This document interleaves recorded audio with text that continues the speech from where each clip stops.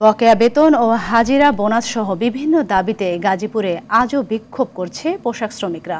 সকাল থেকে জেলার কালিয়াকৈর উপজেলার চন্দ্রা এলাকায় ঢাকা টাঙ্গাইল মহাসড়ক অবরোধ করে বিক্ষোভ করছে মাহমুদ জিন্স কারখানায় প্রায় ৪,০০০ শ্রমিক। এতে মহাসড়কের দুপাশে ২০ কিলোমিটার এলাকা জুড়ে যানজটের সৃষ্টি হয়েছে। এতে চরম দুর্ভোগে রয়েছেন যাত্রী ও পথচারীরা। শ্রমিকদের অভিযোগ, কারখানা কর্তৃপক্ষ বারবার বেতন পরিশোধের আশ্বাস দিয়েও তা পরিশোধ করছে না, তাই বাধ্য হয়ে তারা আন্দোলনে নেমেছেন। এ সময় আশেপাশের কয়েকটি কারখানায় ছুটি ঘোষণা করে কর্তৃপক্ষ।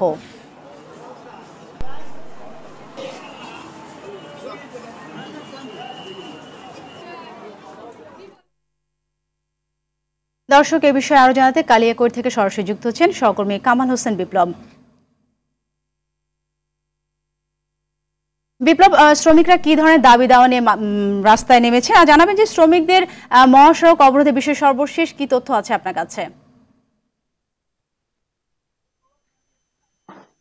জি সাথী, আপনি জানেন যে সকাল থেকে ঢাকা টাঙ্গাইল মহাসড়কের চন্দ্রা এলাকায় যে মাহমুদ জিন্স কারখানা রয়েছে, সেই কারখানার প্রায় ৪,০০০ শ্রমিক তারা কিন্তু বকেয়া বেতন, হাজিরা বোনাস সহ বিভিন্ন দাবি নিয়ে কিন্তু তারা আন্দোলন করছেন এবং মহাসড়ক অবরোধ করেই তারা আন্দোলন করছেন। আমি এই মুহূর্তে এই মহাসড়কে অবস্থান করতেছি চন্দ্রা এলাকায়। তবে আমি তাদের সাথে কথা বলেছি, তারা জানিয়েছেন এর আগেও এই কারখানার যে কর্তৃপক্ষ রয়েছে তারা তাদেরকে দুবার বেতন পরিশোধ করার জন্য সময় বেঁধে দিয়েছিলেন, কিন্তু তারপরেও কিন্তু সেই বেতন পরিশোধ করে নেই, যার ফলে আজকে সকালের থেকে কিন্তু এই মহাসড়কে অবরোধ করেই তারা বেতনের দাবি নিয়ে আন্দোলন করছেন। তবে আমি কর্তৃপক্ষদের সাথে কথা বলার চেষ্টা করেছি, কিন্তু তাদেরকে মোবাইলে আসলে পাওয়া যায়নি। আসলে কবে নাগাদ বেতন দেবে এই তথ্য এখনো জানা যায়নি।